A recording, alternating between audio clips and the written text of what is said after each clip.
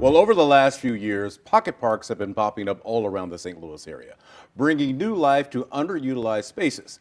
The nonprofit has since evolved into a community involvement project. Joining us today is Pocket Parks president and founder Samantha Smugala and the executive director for STL Vacancy Collaborative, Tori Park. Good morning, everybody. Good morning. How are we doing? Great. Wonderful. Good. Now, in all transparency, I got to let you guys know, I actually did a story with Samantha 5 years ago, but of course that was during the pandemic. It was. So we never actually met until today, face to face. First time, and I have to thank you for that story because that was when we first started 5 years ago. You really lit a spark plug underneath our organization, and we've accomplished so much since then. Oh, well, thank you. Now I'm blushing. How much have you guys grown since that time? Because the park is only a couple of blocks, the original park, Yes. just a couple of blocks away from us in downtown. Our inaugural park, the Duck Park, DUC Park, is 5 years old now, and it's really transformed throughout the years, many different phases to get to where it is today.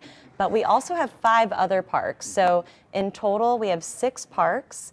We have done over 61 community events, over 1,500 new native plants, and we've logged over 7,000 volunteer hours. And mind you, this is a volunteer organization, and we've done all this work in the past 5 years for under $250,000. Incredible. So we're very Total, proud. in 5 years. Total. That's pretty nice. For That's 6 pretty nice. parks. And we continue to maintain the parks too. Okay. Well, we appreciate that because the green spaces are so needed in our area. And Tori, tell me about your organization. Sure. So I am part of the STL, as in St. Louis, Vacancy Collaborative. And basically, we are a grassroots nonprofit.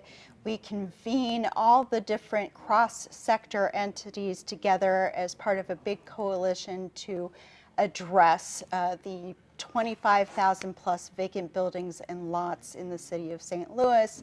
And we do that on a systemic level. We often find that the best way to approach that is through data-driven, but really community-centered solutions. How dire is the situation right now? Because we are in downtown St. Louis. I see a lot of vacant buildings around, or at least a lot of vacant storefronts around. How dire is the situation? Well, it certainly wasn't improved by the May 16th tornado coming through. We had been working with the city to develop a vacancy strategy to move forward, and now we've had to take a step back and reanalyze. A lot of the data now is telling us that we've got to take a different approach, but it's definitely always a pressing matter that touches everything from public safety to, just property taxes, and people feeling good about their neighborhood. Yeah, a little bit of everything. Yeah. One of the things that certainly has people feeling good about their neighborhood, as I said, these green spaces out there. What does the growth look like for you over the course of time? Obviously, this is just the beginning. We're just 5 years into this. Well, I think it's interesting you asking about the dire needs. St. Louis has over 20,000 vacant buildings and properties, which is why our program, it's called a Vacancy to Vibrancy Small Grants Program led by the Vacancy Collaborative. Okay. Now Pocket Parks is joining this initiative to offer more capacity and resources and really offer a comprehensive approach to our grantees. So it's community-led. Our communities will actually apply for this grant. It opens in the spring of 2026 again for our 3rd year. And what happens is you're taken through the process from community engagement, design, procuring materials, and then we actually implement the park together. So over a 6-month grant process, everything from the funding to the how-to actually leaving you with a finished product, green space for your community. So we're so excited to be collaborating on this together. It just makes sense. Both of our organizations are aligned in reducing vacancy and making communities not only more beautiful, but the safety aspect of it, community values, inserting culture and identity. These spaces are much more than just small green spaces. They're really kind of a spark plug for more development, activity, and encouragement in areas that are just riddled with vacancy. Was this pretty much a no-brainer for you guys? Oh, absolutely. I mean, we listened to the community. When we formed, we identified what are your priorities, and this absolutely was a big one. Okay. We got about a minute and a half here to go, and I got to ask you this question because this is a volunteer effort on your part. You're not getting paid to do this. So where does this passion come from for you to change or the way our city looks?